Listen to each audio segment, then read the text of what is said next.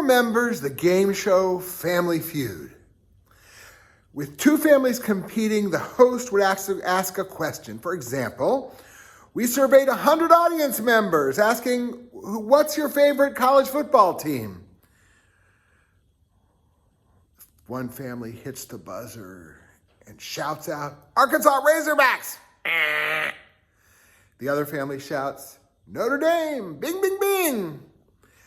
Last night, teaching Judaism 100, I was not the host of Family Feud, but there was a clear top answer when I asked the group of one thing that they could give up for 24 hours, which would make their life more peaceful on Shabbat. Hands down, social media.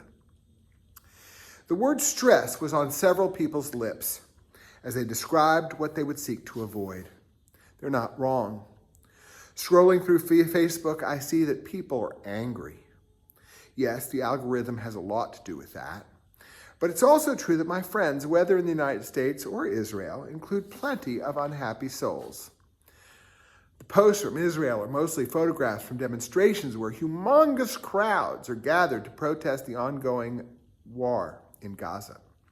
Since most of us are primarily on social media with people with whom we typically agree, that is, in our echo chambers, most responses to my friends who are demonstrating are positive and grateful.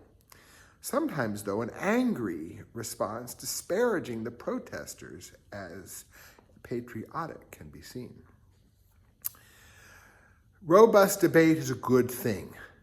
Unanimity often reflects silence on the part of a minority that feels unsafe sharing an unpopular dissenting view. The folks who don't speak up aren't wrong, though. Sharing their opinions will certainly result in continued debate, which may be fine, but a sharp, vile insult is also possible.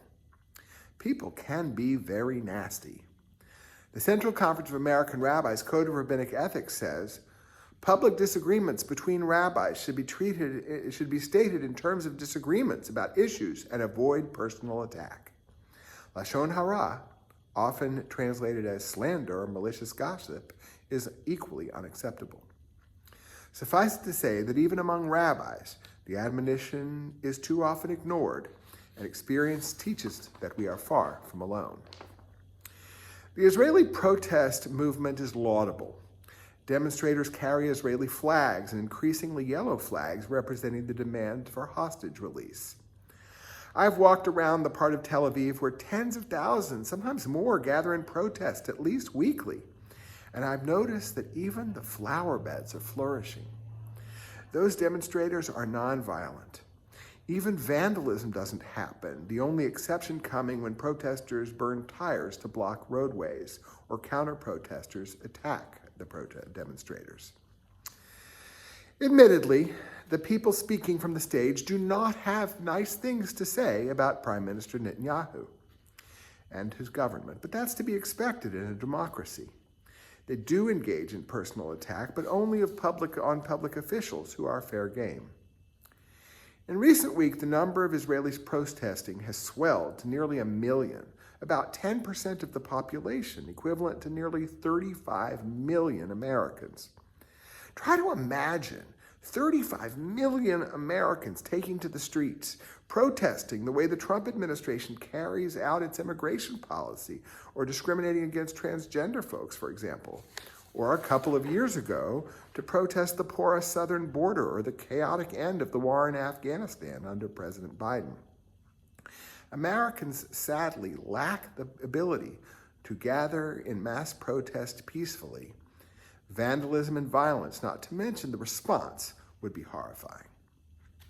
The ability to dissent respectfully and ultimately to seek compromise wherever possible used to be a hallmark of American democracy.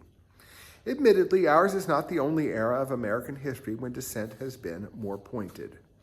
John Adams and Thomas Jefferson amplified their contempt for one another before they became close friends late in life.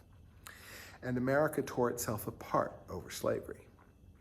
Still, Justice Ruth Bader Ginsburg seemed to break new ground in her dissent to the Supreme Court's majority ruling in Bush v. Gore, ending the presidential election recount in 2000 and clearing the way for George W. Bush to be inaugurated. Ginsburg left out the word respectfully from the typical ending of a Supreme Court dissent. I respectfully dissent. As a three-justice minority has increasingly been in dissent, they have increasingly dropped the word respectfully.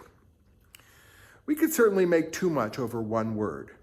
In 2023, Nina Totenberg analyzed Justice Kagan's dissent, which she ended respectfully.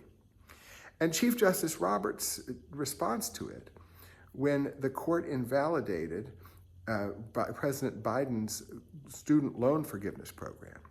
Totenberg reported that Roberts took exception to Kagan's dissent. Before Kagan shot back that the strong words in her dissent do not at all disparage those who disagree. And there is certainly nothing personal in the dispute here. But justices throughout history have raised the alarm when the court had overreached.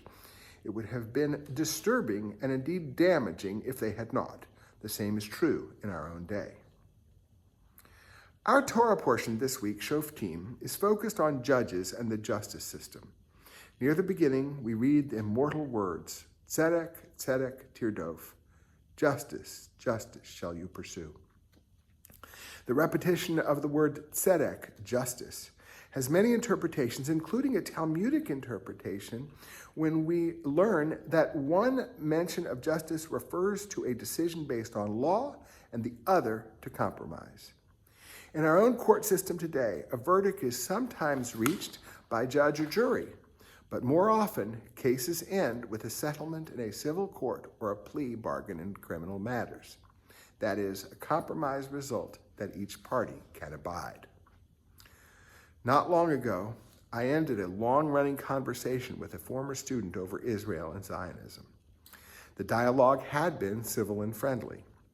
However, my former student ultimately accused me of being dishonest and characterized something I wrote as disgusting. I responded that those are the types of accusation one levels only when one wishes to end conversation. The matter under discussion was his accusation that Israel is committing genocide in Gaza, and he insisted that the stakes are too high for civility. I disagree with the young man in this instance, but I agree that some matters are more important than civility. Slavery, for example, was certainly one such issue, and genocide would be too if I were perpetrating it. I hope that we will all limit the percentage of topics on which we are unable to be civil. Since I began with social media, which can be a stressor, I'll end with a lovely counterexample from Facebook today. Governor Sanders and Senator Clark Tucker were together this morning at a ceremony marking the 20th anniversary of the dedication of the Little Rock 9 monument on the Capitol grounds. Tucker wrote, Governor Sanders also spoke, and during her remarks, she recognized me as a fellow Central High graduate. She noted that while we don't always agree, we've remained friends and worked together on meaningful change, like passing universal free breakfast for all Arkansas students. This warm gesture from Governor Sanders was a pleasant and meaningful surprise. Let us work together toward a day when our elected officials, and if not them, at least the rest of us, strive for civility, particularly in vociferous, principled disagreement. Then may each of us be called a tzaddik, a righteous person behaving as Governor Sanders and Senator Tucker did this morning in the pursuit of justice.